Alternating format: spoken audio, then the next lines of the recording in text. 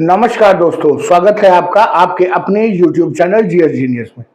जैसा कि आप स्क्रीन पे देख रहे हैं, top 5 rifles being used by Indian armed forces. हाल ही में 7 मई को भारत ने ऑपरेशन सिंदूर लॉन्च किया। उसके बाद 4 दिन में पाकिस्तान को उनके दिन में तारे दिखा दिए भारतीय सेना ने।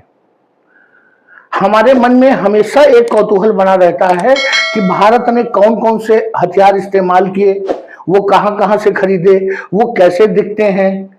ये सभी उत्सुकता सभी भारतीयों के मन में बच्चे से लेकर बूढ़े तक, महिला से लेकर पुरुष तक बनी रहती है।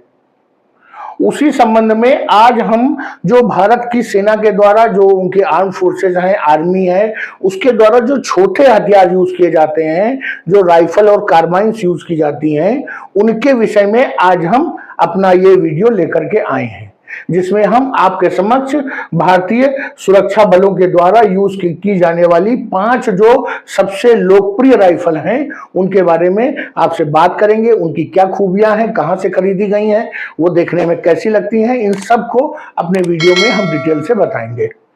लेकिन इससे पहले कि मैं अपना मुख्य वीडियो शुरू करूं, आपसे हमारी रिक्वेस्ट है कि हमारे चैनल को सब्सक्राइब कर लीजिए, क्योंकि हमारे चैनल पर इसी प्रकार की आपके इंटरेस्ट की, देश दुनिया की, समसामयिक मुद्दों की जो छोटे छोटे वीडियो हैं वो प्रस्तुत किए जाते हैं। अगर आप हमारा थंबनेल, हमारा टाइटल देख करके आपने हमारा वीडियो देखना शुरू किया है, तो आप हमारे वीडियो में आखिरी तक बने रहिए, जिससे कि आपको वीडियो का पूरा लाभ मिल सके। तो चलिए मित्रों, देखते हैं। भारत की जो थल सेना है वो जवानों के मामले में विश्व की दूसरी सबसे बड़ी सेना है।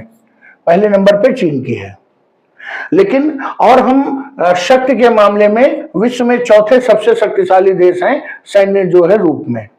लेकिन इसके बाद देश का एक बहुत बड़ा दुर्भाग्य है कि देश ने बड़े बड़े हथियार तो डेवलप कर लिए, चाहे वो डिफेंस सिस्टम हो, चाहे फाइटर एयरक्राफ्ट हो, चाहे आर्टिलरी जो गन्स हो, सब कुछ भारत ने डेवलप कर लिया जो किसी के पास भी विश्व में है। लेकिन इसके बावजूद एक अच्छी राइफल भारत डेवलप नहीं कर पाया जो सक्सेसफुल हो। भारत ने डेवलप की बहुत सी राइफल, लेकिन वो किसी न किसी मोर्चे पे फेल हो गई। भारत ने इंसास को अपनाया, लेकिन इंसास में भी कमियां नजर आई। समय समय पे वो जाम हो जाती थी और भारत का जो सोल्जर है, जो उसका सैनिक है, उसकी जान खतरे में पड़ जाती थी। तो बड़ा ही दुर्भाग्य है भारत का कि भारत आज तक अपनी एक राइफल नहीं डेवलप कर पाया, और उसका परिणाम भारत को भुगतना पड़ता है कि जिस कीमत में 10 राइफल बन सकती हैं, उस कीमत में भारत को एक राइफल विदेश से खरीदना पड़ता है। कहने का तात्पर्य है कि राइफलों के ऊपर बहुत बड़ा अमाउंट जो है भारत को विदेशों से आयात करने में खरीदना पड़ता है, क्योंकि आप जानते हैं कि जो सैनिक की राइफल है वही उसका सबसे सच्चा दोस्त होती है युद्ध क्षेत्र में, और अगर वही नहीं अच्छी है तो सैनिक तो अपनी जान से हाथ धोएगा ही, देश भी जीत नहीं पाएगा। कुछ लोग तो इसकी आलोचना करते हैं जो मैंने अभी आपको बताया, लेकिन वास्तव में जो भारत अपनी राइफल अच्छी नहीं डेवलप कर पाया, ये कहीं ना कहीं भारत के हित में भी है। क्यों हित में है? कि भारत जब अपनी खुद की राइफल नहीं डेवलप कर पाया, तो भारत ने एक खोज शुरू की कि कौन सी राइफल सबसे अच्छी है। उसको अलग अलग मौकों के लिए जो अच्छी राइफलें अलग अलग देश यूज करते थे, भारत ने उन सबको खरीदा, और भारत के जखीरे में इस समय कई अच्छी राइफलें मौजूद हैं जो अलग अलग परिस्थितियों के लिए अलग अलग क्षमता में उपयोगी हैं। अब हम यहां पर 5 महत्वपूर्ण राइफलें जो भारत की सेनाएं और जो पैरामिलिट्री फोर्सेस हैं वो यूज करती हैं, उनके बारे में आपको एक एक करके बताएंगे। अधिकांश इसमें से विदेशी हैं, कुछ इसमें अपने देश में भी बन रही हैं। जो सबसे लेटेस्ट और मॉडर्न वेपन इस समय भारतीय सेना यूज कर रही है वो है AK-203। ये रूस का प्रोडक्ट है, और भारत उनसे लाइसेंस लेकर उनके सहयोग से उत्तर प्रदेश के रायबरेली में भारत ने इसकी फैक्ट्री स्थापित की है। जो चित्र आप ये देख रहे हैं ये AK-203 है, ये मुख्य राइफल है, ये उसकी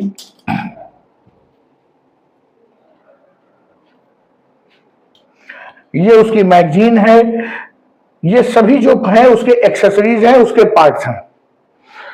बहुत ही शानदार राइफल है और भारत ने बहुत ही इस राइफल को चुना और इसका उद्देश्य यह था कि भारत जो अपनी इस समय primary assault rifle INSAS use कर रही है, जो उसकी इंडिजिनस राइफल है, उसको रिप्लेस करना चाहती है भारत, क्योंकि उसमें शिकायतें आ रही हैं।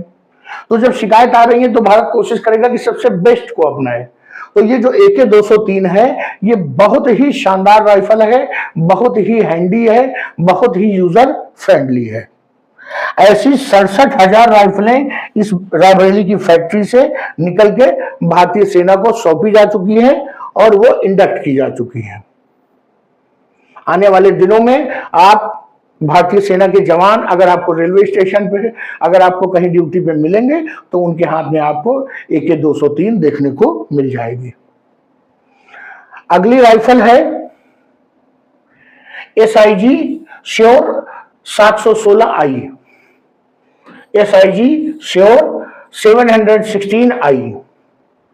ये राइफल आप नीचे चित्र में देख रहे हैं, ये भी बड़ी ही सुंदर राइफल है, बिल्कुल देखने में किसी खिलौने की तरह लगती है, लेकिन वास्तव में बहुत ही घातक राइफल है। ये राइफल भारत USA से इंपोर्ट करता है और ये सेमी ऑटोमेटिक सिस्टम है और इसकी जो इफेक्टिव रेंज है वो 600 मीटर है। करीब आधा किलोमीटर के आसपास जो दुश्मन बैठा हुआ है उसको ये आसानी से निशाना बना सकती है। जो विश्व में और नाटो फोर्सेस हैं वो भी अधिकांश संख्या में इस राइफल को यूज करती हैं। इसमें बहुत जबरदस्त एक्यूरेसी है और मिड रेंज इंगेजमेंट, अर्थात जो मिड रेंज इंगेजमेंट का मतलब है आधा किलोमीटर से लेकर 100 मीटर तक की जो दूरी का इंगेजमेंट है, आपस की लड़ाई है, उसके लिए राइफल बहुत अच्छी है। भारतीय सेना इस समय इसको LOC पर यूज कर रही है, जहां पर भारत के सैनिक और पाकिस्तान के सैनिक दोनों आमने सामने खड़े हुए हैं, लगभग आधा 1 किलोमीटर की दूरी पे, वहां पे भारतीय सेना इसको यूज कर रही है। मैंने आपको पहले बताया कि विश्व की अधिकांश नाटो सेनाएं इस राइफल का प्रयोग करती हैं। तो ये 2 राइफल आपने देखी, अब ये तीसरी राइफल देखिए। ये पिछली जो 2 राइफल आपने देखी उनसे भी अधिक जो है मॉड्यूलर और हैंडी दिखाई दे रही है। ऐसा लगता है कि जैसे किसी जो हॉलीवुड फिल्म में यूज की जा रही है वैसी राइफल है। इस राइफल का नाम है टेवर टार 21। ये इजराइल की बनी हुई राइफल है, बहुत महंगी राइफल है और भारतीय सेना जो स्पेशल मिशंस होती है उन पर इनको यूज करती है। बहुत ही छोटे आकार की है, लेकिन इसकी मारक क्षमता, इसकी एक्यूरेसी किसी बड़ी राइफल से कम नहीं है। इसके बारे में और आपको बताऊं कि भारत की जो सबसे जबरदस्त कमांडो फोर्स है पैरा SF, वो जो है इस हथियार का अच्छा उपयोग करते हैं, उनको यही राइफल दी गई है। बहुत यूजर फ्रेंडली है, मॉड्यूलर डिजाइन है, उसको हाथ में लेके चलना अच्छा लगता है, तकलीफ नहीं होती जैसे कि इंसास को लेके भारी राइफल को लेके चलने में होती है। जो अर्बन वॉरफेयर है और क्लोज कॉम्बैट सिचुएशन है, मतलब आमने सामने की लड़ाई है और शहरों में जब ये लड़ाई होती है तो उसके लिए ये बहुत अच्छी राइफल है। जब कश्मीर में सेना सर्च ऑपरेशन चलाती है, घरों घरों में और गलियों गलियों में घूमती है, तब ये राइफल बहुत उपयोगी साबित होती है। स्वाभाविक रूप से वर्षों से इजराइल अर्बन वॉरफेयर का सामना कर रहा है, तो उनके द्वारा जो डेवलप की गई राइफल है वो भी उसी प्रकार उपयोगी है। अगली राइफल है AK-47। नाम तो आपने सुना ही होगा। इसके कई वेरिएंट जो है समय समय पे निकले और भारत ने उनको रूस से और ईस्टर्न यूरोप का मतलब है यूक्रेन और उसके साथ के जो लगे हुए देश जो कि कभी रूस के पार्ट थे, उनसे भारत ने ये राइफल खरीदी है। न केवल विश्व में अधिकांश जो सुरक्षा बल है वो इस राइफल का प्रयोग करते हैं, बल्कि आतंकवादियों की भी ये पहली पसंद है। भारत AK-47 के अलावा AK-57, AK-AM, AK-103 ये सारे वेरिएंट्स भारत के जो आर्मी और पैरामिलिट्री फोर्सेस बहुत लंबे समय से यूज कर रही है। बहुत बड़ी संख्या में भारतीय सेना इसका यूज करती है। इसके बारे में कहा जाता है कि अगर आपकी गोलियां खत्म भी हो जाएं, तब भी आप अपने कंधे से AK-47 को मत उतारिएगा। क्यों? क्योंकि हो सकता है कि इसकी गोलियां दुश्मन देश में आपको मिल जाएं। कहने का तात्पर्य है कि विश्व में जितनी भी AK-47 हैं, उनके जो पार्ट्स हैं, उनके जो गोलियां लगती हैं, वो सभी इतनी स्टैंडर्डाइज हैं कि पूरे विश्व में एक ही आकार की, एक ही टाइप की गोलियां यूज की जा रही हैं। इसीलिए मैंने कहा कि आप राइफल को रखे रहिए। हो सकता है कि सामने वाला दुश्मन भी AK-47 चला रहा हो और वहां से आपको राइफल की गोलियां मिल जाए। चाहे गर्म वातावरण हो, जैसे थार का मरुस्थल हो, चाहे सियाचिन की पहाड़ियां हो, उन सभी जगहों पर चाहे बर्फ हो, चाहे पानी हो, सभी जगह पर AK-47 अपना काम करती है। इसीलिए आतंकवादी और सुरक्षा बल दोनों इस पर बराबर भरोसा करते हैं। इसके अलावा भारत कुछ स्नाइपर राइफल्स भी यूज करती है। इसमें जो पहली सबसे पॉपुलर है वो है ड्रैगुनोव SVD राइफल। ये सबसे प्राइमरी राइफल है जिसका भारत स्नाइपर राइफल के रूप में यूज करती है। चित्र आप देख लीजिए, ये राइफल है, ये इसकी मैगजीन है, ये इस पे बाइनोकुलर लगा हुआ है। बहुत ही हैंडी राइफल है। इसके अलावा कुछ और राइफल जो अलग अलग देशों से खरीदी गई हैं, जैसे बैरेट M95 और फिनलैंड से खरीदा गया है साको TRG, इनका इस्तेमाल भी भारत स्नाइपर राइफल के रूप में करती है। इन सभी स्नाइपर राइफल्स की अलग अलग मारक क्षमता होती है। 1 किलोमीटर से लेकर के 3 किलोमीटर तक ये चलती हैं और दुश्मन को बिना जानकारी हुए उसके सीने पे या उसके सिर पे गोली लग जाती है। भारत ने एक बहुत ही अच्छी राइफल जिसका नाम है विध्वंसक, उसको बनाया है। ये स्नाइपर राइफल है और दुनिया के किसी भी स्नाइपर राइफल की जो मारक क्षमता है वो उतनी मारक क्षमता इसमें भी है। चित्र आप देख लीजिए। और धीरे धीरे भारत इस राइफल को भी अपने प्रयोग में ला रही है, धीरे धीरे इंडक्ट कर रही है। आने वाले दिनों में यही भारत की प्राइमरी स्नाइपर राइफल बन जाएगी। अब जिसका जो भारत की अपनी बनी हुई राइफल है इंसास, इसका फुल फॉर्म है Indian small arm system.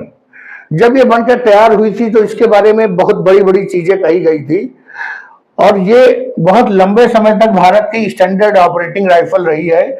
Military, paramilitary forces, यहाँ तक कि जो स्टेट पुलिस है उनको भी ये राइफल दी गई है। आपने अपने आसपास अगर पुलिस के जवानों को, पैरामिलिट्री फोर्स के जवानों को, CISF के जवानों को देखा होगा तो ये जो हैंडल नुमा स्ट्रक्चर है इससे आप इसे पहचान लेंगे। इसकी दूसरी पहचान है कि जो इसकी मैगजीन होती है वो फाइबर की बनी हुई होती है, अंदर गोलियां दिखाई दे रही होती है। आपने इसको कई बार देखा होगा। ये एक गैस ऑपरेटेड राइफल है। पहली कमी तो यही है, गैस ऑपरेटेड राइफल है, गैस खत्म हो गई, बेकार हो गई।